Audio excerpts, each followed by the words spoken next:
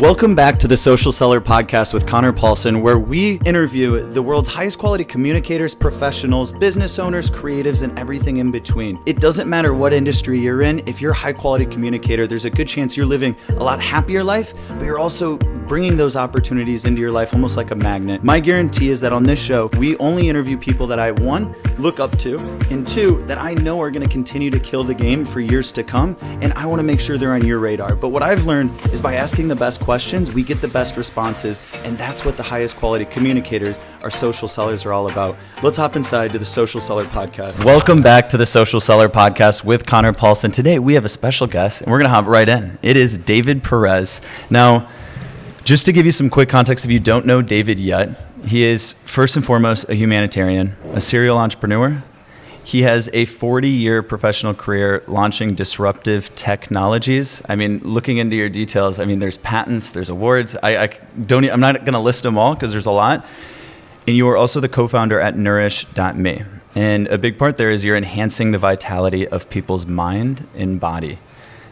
David, thank you for being here today. And you just made us a concoction here. You have two drinks in front of us in really nice glass in a peach color. What are we sipping on? This is turmeric curcumin. Thank you, Conor, for having me on your show here. And we say in Hebrew, l'chaim. Chaim. So make a toast to my stepfather who just passed away a couple of days ago. We buried him yesterday. So we used to toast every Friday night at our Sabbath dinners. So I come from a lineage of interesting family. I was born in Morocco, Casablanca. And at the age of 2 years old, I went to Montreal and lived there for 5 years. And then I came to the U.S. when I was 7 years old. Wow. Yeah. So, and here I am from New Jersey to Los Angeles to San Diego. And I love this country. It's an amazing country. What were your first memories at 7 years old? Do you have a first memory? Well, my first language is French. Oh. My second language is Hebrew. And my third language is English. So from the time I was, prior to 10 years old, very little memories. I had a very abusive father, and he was not a good man. So my real biological father was just a terrible human being who would beat his children every day and my mother every day. And at 10 years old, the police took him away, and that was it. So for all intents and purposes, I had a stepfather at the age of 12 who took us out of the hood in New Jersey and brought us into a upper middle class upbringing and good high school. And then he convinced me to go to college. I dropped out my third year in college, and we had a very successful business, my sisters and I, in New Jersey and also in California here. So. And I thank that education, the opportunity my stepfather had given me to make me the man I am today. Taught me how to sell at the age of 12. What did that first... I'm guessing you looked up to this individual, your stepfather. What was it? His name was Irv. Irv? Isaac. Isaac? Yeah. Growing up, and when you think back to him and the leader he was, what traits come to mind? What was he? He was... He was a provider, He had 5 kids of his own, plus 4, my 3 older sisters and I. So we had 9 kids. He had 9 kids. Wow. And he was an entrepreneur. He had a carpet business, and then he had a nightclub. He had to close it because somebody got killed in Philadelphia. And then he had a patent in a safe. He patented a little metal box. You'll see these safes all over. They're in underneath every register at Walmart and Target. And they have a little slot. And he taught me how to sell that product when he developed it. And it was interesting. He took a box and he built a cash management system that you should only keep no more than $200 cash in a cash register.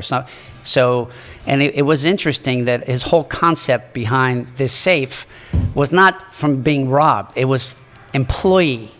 The biggest theft there are is employee theft. So he taught me about how to just build systems and be creative and patterns and flows and just analyze a business. So he took a box and he sold hundreds of millions of dollars of this stuff. He patented. He was making them all over the world. And today they're everywhere. They're under every cash register at 7-Eleven.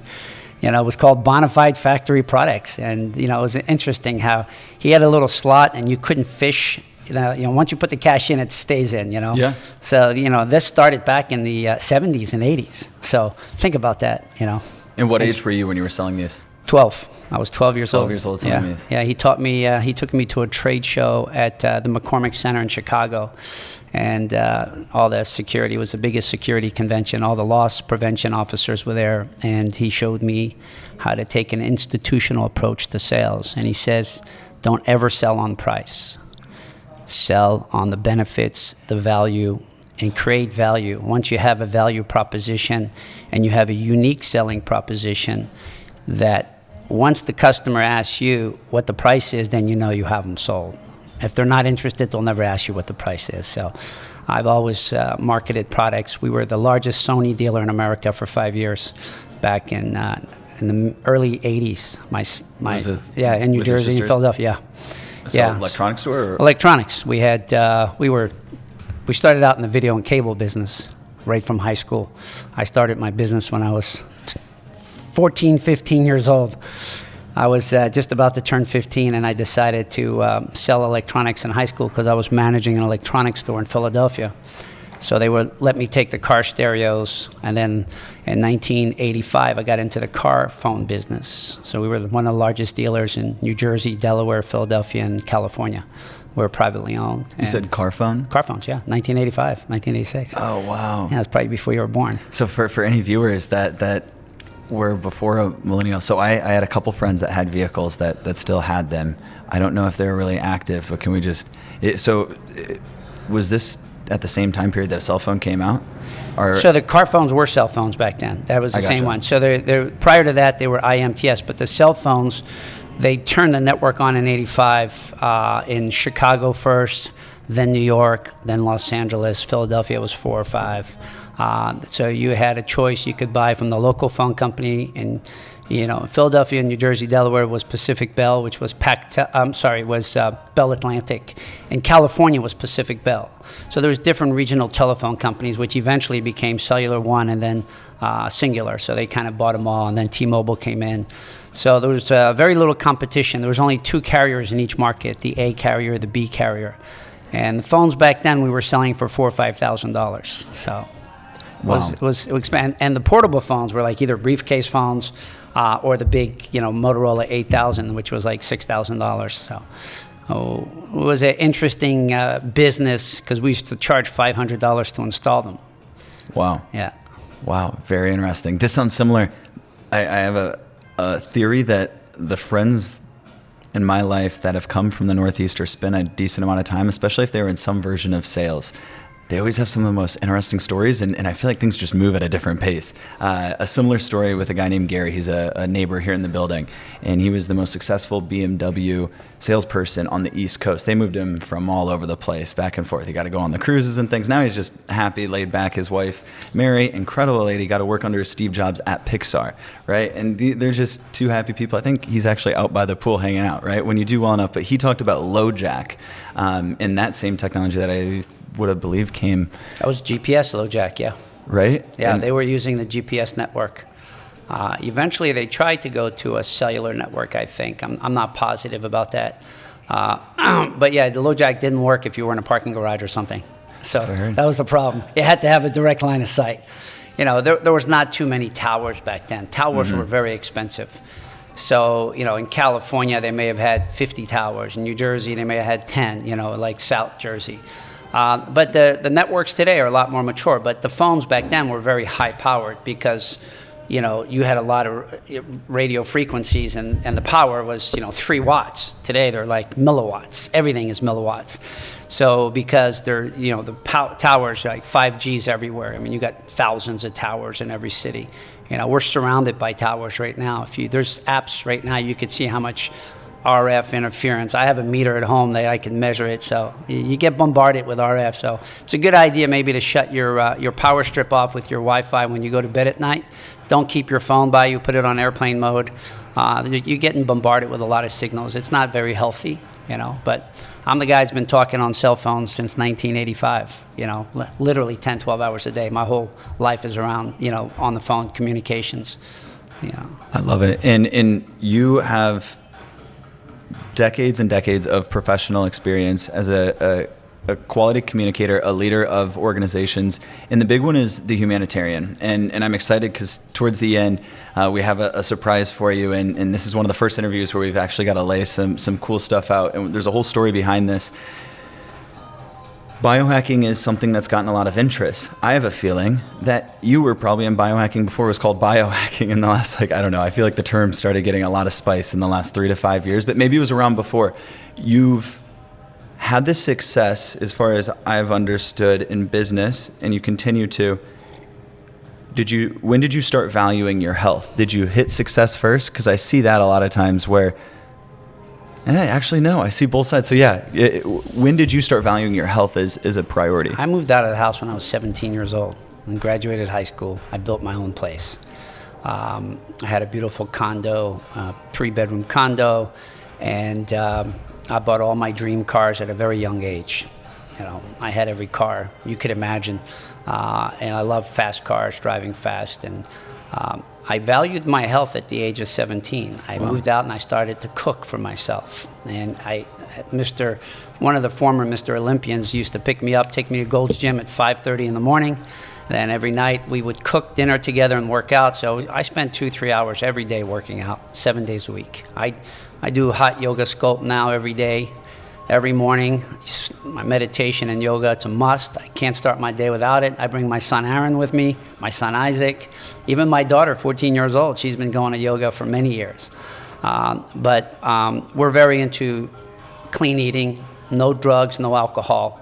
I don't drink. I'm allergic to alcohol. Wow. Wine puts me to sleep. So I've been a clean eater most of my life. I did have a wake-up call when I got separated, divorced 7 years ago.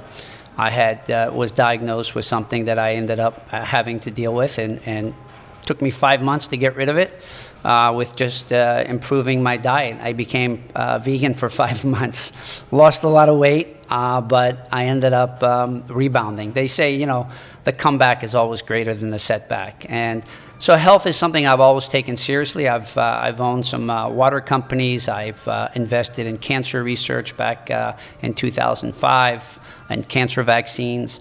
I've always been an advocate for trying to find a way to help people that have inflammation, cancer, that are dehydrated, and whether it's nutritional. Our family built a company called Suja Juice.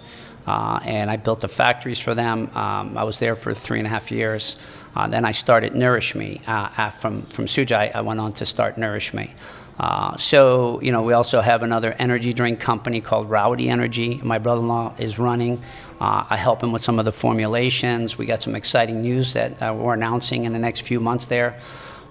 There's a weight loss drink, which is interesting. You could burn 150 calories per can, clinically proven.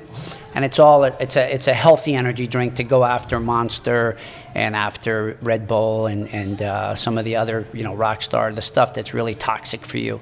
So we decided to come out with a healthy energy drink. His partner's Kyle Busch, the race car driver. So we're always looking and improving people's health every day. The conversations at our tables every Friday, Saturday, Sunday is about how can we improve our own health. So everybody wants to live longer, but we want to improve the quality of life. Yes. And quality of life is everything. There's no sense living to be 90 and not being able to walk. That's my stepfather took, 25 vitamins since I've met him, since I was, he was always in the health kick. He had a heart transplant. He took care of his body. He exercised. He played tennis till he was 86 years old. Wow. Every day he played tennis. So, he was an advocate for good health. He was a good role model for me. And that's why our family's always, thank God we're blessed. Everybody's got their health. And that's what we believe in, being able to share that knowledge with so many people.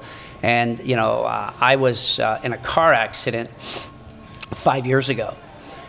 And my daughter was with me right here at the UTC Mall. We were rear-ended. And my lower back was just completely blown out. I had a terrible sciatica. I was in so much pain for 10 months. I couldn't sleep. I couldn't lay down. I couldn't sit for more than 5-10 minutes in a car. I had to get up. my leg would just go numb. And I tried every single remedy. I was on a morphine drip for 3 days, Percocets for 2 weeks. I even had 5 epidurals, no pain relief over 10 months. So I went around the world looking for natural remedies, and I met somebody in South Africa who took me to University of Miami, and my partner at University of Miami took me to Amsterdam, and the guy gave me this bottle here. I took 10 drops, and in 1 hour, all my pain went away. What? Yeah. So I said, that's impossible. So I bought 3 more bottles from him, and I gave them to family and friends. Everybody has arthritis. People had migraines. One guy had concussions, football player. Everybody had the same response that I had. Their pain and inflammation went away in minutes and hours. So I knew we had something special. So I asked these guys if they would license this to me, and they said, hey, listen, we're leaving the university in a couple of years. Why don't you, we'll form a company together. So that's the genesis of Nourish Me. We're here to nourish your body. And by the way, I own Biohack Us, biohack.us. I own that URL. Oh, so wow. yeah, I've been seriously into the biohacking world. Our seed investor is one of the biggest biohackers in the country, in the world. She's an expert in water. Her name is Tracy Dews. Her handle is Hydrate, the Sanctuary Hydrate. She has a great podcast. You should definitely put it on your podcast. Yeah, we'll put it in the description. Yeah, she's phenomenal. She's educated me about water. In the past 3 months, I've learned more from her on restructuring water and the benefits of water in our body than I've learned in the past 50 years. She's blew me away. She's so knowledgeable in this field. And so, we have some amazing people like Ben Greenfield that have been taking the product. He had a shoulder pain. I gave him a dinner. This is the first time I met him. 20 minutes, I gave him 10 drops and his pain went away. And then he put me on his podcast and blew us up. That was really our coming out party after four years. He on our 4-year anniversary, he put me on his podcast, and his listeners, everybody just, I think we had a 44% conversion rate. 44%, wow. Which is unheard of. On Shopify, anything above 3 or 4% is phenomenal. We are the top 1% on Shopify since his podcast, and we still are in the top 1%. Our conversion ratio is huge. It's wow. Unbelievable. People come to our website, they buy. We have a 90-day money-back guarantee. So you buy a 30-day supply, it doesn't work, we tell you just keep it. We'll just refund you the money. In 4 years, we've only had to refund $4,000. And those people kept it in 4 years. We've had 1 chargeback. And there's always going to be that number. Yeah, right? But the thing is, the product works, right? Yeah. So that's the key. We've that's had, the beauty. On Instagram, my handle on Instagram is David Perez is grateful. All one word. David Perez, Perez is grateful. And you can also check out Nourish Me, nourish.me. That's our website, nourish.me, and that's the handle on Instagram, Facebook, and So we're always having amazing stories. The testimonials on our website. It doesn't matter what type of inflammation you have, headaches, rheumatoid arthritis, you name it. You got to see the testimonials. There's a lot of video testimonials, but they're on Instagram. We have some on YouTube as well, and it blows me away that from a lower back pain to being able to help over 50,000 people. We've shipped to over 65 countries. Wow. And the customers keep reordering, which is great. That's what's beautiful. Exactly. Customers that's keep the metric in reordering. sales, right? So that's important to honor our body is what I talk about. I mean, the kind of my I don't know if you know my whole story, but I had another accident at the age of 23 years old. I was about to turn 24 in my Porsche Strosac, and there's a little video that Arts and A&E did, Arts and Entertainment Bio of the Year in 2005. They did a little story of some of my humanitarian work at Hurricane Katrina. It's an 11-minute video clip on, the link is on my bio on Instagram. You could see that video, but you gotta watch the last minute. It tells you about my car accident. So if you stop it, unfortunately, there was a young woman in the car with me. It was the first time I took her on her date, and she didn't make it. Wow. Yeah, so I was driving too fast. We crashed, unfortunately, So I lived my life after spending a year in jail, 5 years working in a soup kitchen, feeding the homeless and the poor in Camden, New Jersey. I live my life every day honoring her and her family and her spirits with me. And we do great works, acts of love and kindness.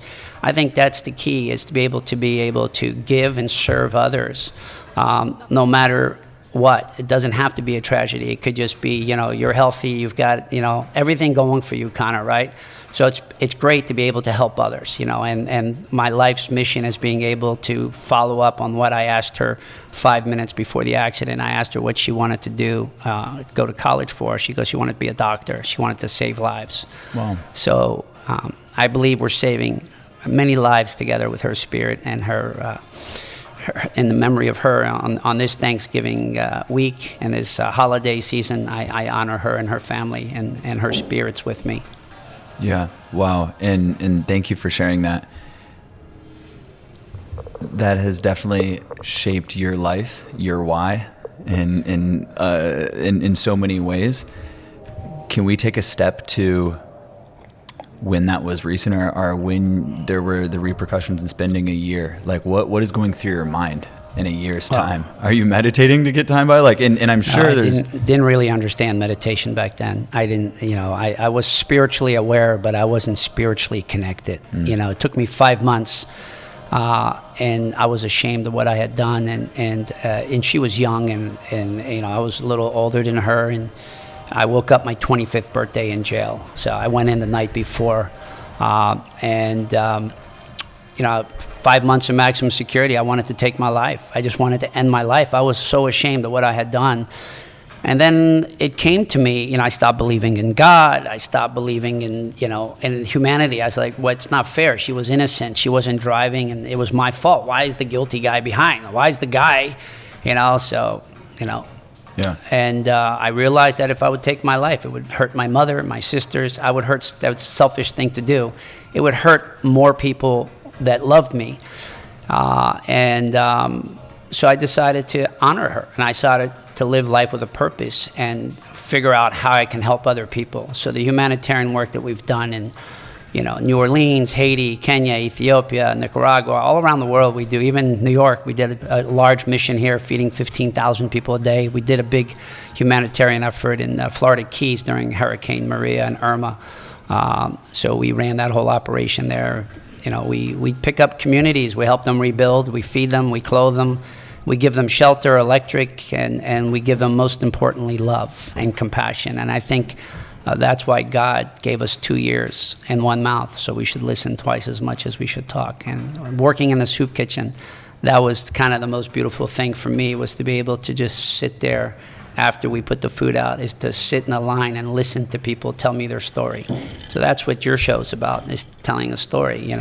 If this story resonates with one person that can go and volunteer at Father Joe's, mission over here, or your local church, synagogue, or just, bring a meal.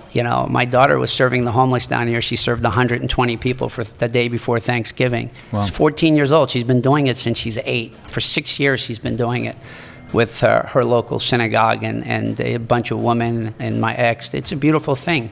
And what the kids get out of it is so much more than what the people are receiving it.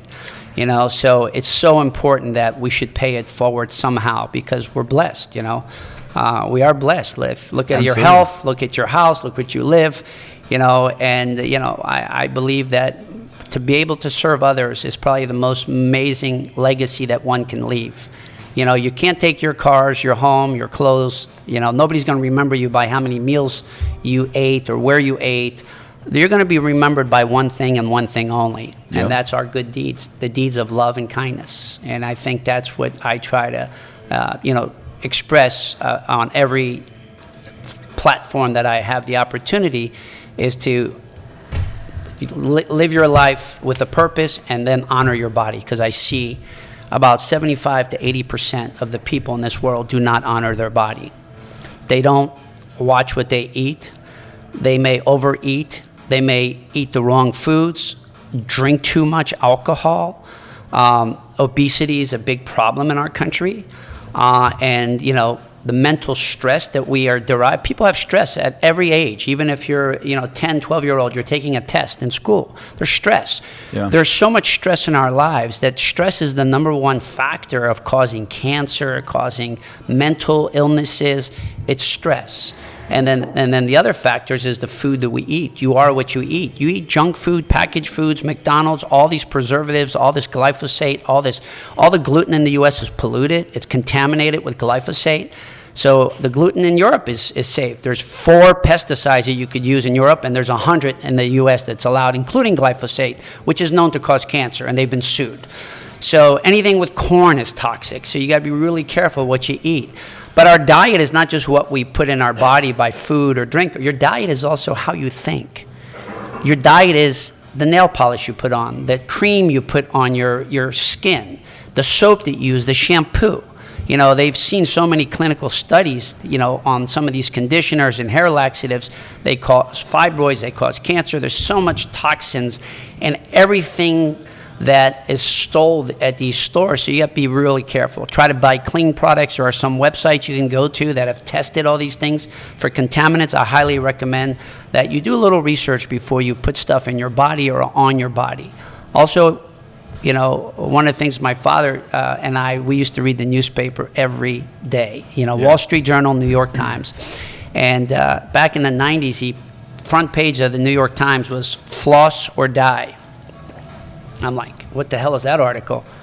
And I've been flossing 3, 4, 5 times a day ever since I read that article. Do you know the majority of heart disease is caused by infection in your gums and your teeth? You know, people that don't floss are much more prone to getting heart attacks. You know, that's one thing that you can't get rid of in your mouth is some of the bacteria, and a lot of the viruses come in through some of the foods that are left over. So flossing is so important. Managing your oral care is huge because a lot of people have gum disease. Yeah. And that just goes into your body. That's the first point of entry, you know. So flossing is important. I've learned a lot about, you know, just hygiene at all, but it's the people you keep. Your diet is also the company. The 5 people you surround yourself with are the people that, you know, you're going to reflect who you are as a human being. And if they're alcoholics, drug addicts, you know, if they're cheaters, liars, you're going to be just like them. So always pick your company. And the other thing that I always say is you should start your day before you get out of bed with a prayer. In the Jewish religion, we say a small prayer. It takes 30 seconds. Modeh ani Adonai lefanecha, where you're thanking God for returning your soul back to your body. Because when we sleep, our soul leaves our body. So you'd be surprised. A lot of our vets come back, they have no arms, no legs. They can't even get out of bed by themselves, you know. And a lot of people have diseases and they're sick. But if you have your health, though, you should be grateful. Practice gratitude. I think gratitude is the number one reason why everybody in my family, myself, and, you know, my handle, David is Grateful, is why we are happy and healthy, is because we practice gratitude, gratitude, and gratitude. Those are the first 3 things we do every day. We just be grateful for God. Doesn't matter what God you believe in, just be grateful. And a little prayer. Yeah, I believe in all of God, and I respect every religion, you know, and I'm agnostic. The majority of the communities that I've helped in Haiti, New Orleans, New York, probably 80% have been, you know, the black communities and underprivileged, you know, minorities that haven't had the education, don't speak the languages, and they've just been, you know, suffering because they just don't have the opportunity to get out of the hood like I did, you know. So I work with a lot of the, you know, minority communities around the world. You know, we built schools and libraries in Kenya, dams in Ethiopia. It's amazing what happens when you bring running water to communities and you see the impact that it has, where the girls can now go to school. Girls can't go to school in Kenya and Ethiopia. They have to go fetch water, which is 4 or 5 mile walk every day. But once you bring water into the schools, they can carry the water, you know, and they carry these 60 pounds, you know, water, you know, they're like barrels on their heads with a strap. Yeah, it's crazy stuff, but you can change people's lives. With $5,000, you can drill a well. You can build a school for $5,000 with free to children. You know, so it doesn't take a lot of money to make an impact. We build homes here. My partner, Mike Sherbakov, he builds homes in Mexico here. He's done like almost 40 of them, maybe more by now. But every couple of weeks he goes down there and takes a family that lives in a cardboard hut and builds a home for them. We build homes in 30 people. It costs, you know, $5,000-6,000, you know, $30,000 max, and you can build multiple homes and help people change their lives, give them shelter. So water, shelter, and food is kind of the, you know, the staples of just having a good life, and we can do that today. I love what you just said, David. There's one big thing that I want to point out that I don't know if I would have noticed a year ago, and it's that you know, we can talk about being a humanitarian, and this is going to be one of the questions we're going to hop into. Quality communicator, you're hitting like some of the points that I was excited to hop into. And I want to keep this going. A humanitarian, to me, is not only donating, financially back, but it's more so the time. And that's the thing that I noticed with you. There's a lot of successful people in the world, and it's easy to write the check, and it's absolutely valuable. What I love when you describe these, and when I'm doing my research and looking into what you did in 2005 and getting hundreds of people together to go down and help Katrina victims, right? There's an aspect of donating. I think that does something in the universe or to the gods. I also am a firm believer that getting involved to some degree does the same thing. And there's something about the combining factors. What has enabled you to actually want to get involved when your time is valuable, right? I'm sure you can charge a pretty penny for an hour of your time. For a lot of people listening, it might sound, we've all heard the cliche, like, yeah, give back, give back, give back. But what's funny is the majority of the people we've had on this podcast, very influential, very successful individuals, they all give back to some kind of capacity. And it took me a long time to start figuring this out, like the principles of Bob Berg and the Go-Giver, right? By giving, we actually get more. So if it takes the selfishness in you to think, all right, by giving, maybe something will come, maybe that'll trick it. But it's the giving is this big component for you. It's the basis for being a humanitarian. It's the basis for your why and creating a lot of these companies. And then the health component, it's all coming out of love. What it's allowed you to kind of see both components, or have you even thought of it like that, right? There's two aspects, but you're a lot more active and involved. What's enabled that? It's a domino effect. I think an example, Hurricane Katrina, I got on national TV, Fox, CNN, all the local ABC, NBC, and I asked every Californian to give me one bottle of water to San Diego airport. I got 9 million bottles of water the next day, 9 million. And we shipped them, most of them on jumbo jets and trucks. It was crazy. But you asked, there was a storm in Dallas, Texas last year, the ice storm. Yep. So I went to my 800 Facebook followers, and the first time I ever asked anybody, I said, can you just, for $1, we can deliver 2 meals. We ended up, domino effect, with a few friends, we ended up delivering 1 million meals. So, it's crazy what you can do when monkey see, monkey do, right? It's like people have to lead by example. I did pay for the first airplane for, it was $125,000 for Hurricane Katrina. A colleague of mine saw me, he donated an airplane. And next thing you know, I had a local business person donate, 70 flights, 70 airplanes. I had no idea who it was till the last flight. He got on it with his wife, and it's somebody I had known for many years who had sold his business for a couple $1 billion. So, it's the craziest thing in this world. You just have to ask. You have to know that every door is open. And Dr. Phil says it best on that video, on the A&E video. He says, everybody has something to give. You don't have to write a check. You could just give your time. So we had 35,000 people show up for Hurricane Katrina. 35,000 people around the country at every airport. We had planes being filled. We had United Airlines, that back then was Continental and Delta, donating the bellies of their planes from every airport. We were shipping everything right to Baton Rouge and Gulfport, Mississippi, you name it. But, we even got to the airline carriers. When they saw the impact that we were having of bringing supplies in, when our government failed us, FEMA was nowhere around. We delivered 9 million bottles of water before FEMA and the Red Cross delivered a single bottle. It took them 2 weeks. For 2 weeks, we were supplying food, water, insulin, tampons, diapers, baby formula, everything in New Orleans and Gulfport. So it was a hell of an operation. I worked with the congressmen, the senators, the sheriff's office, the governor. I mean, we worked. It's what happens in times of disasters. There's a breakdown in communications, and I just happened to learn to be a logistics expert over the years. I use the Rotary Club International. I use a lot of different, organizations, Salvation Army. I'm now friendly with the Red Cross, the CEO, and we work together in Haiti. We work together Superstorm Sandy in New York, and we work together in the Florida Keys. The CEO, Gail McGovern, amazing human being.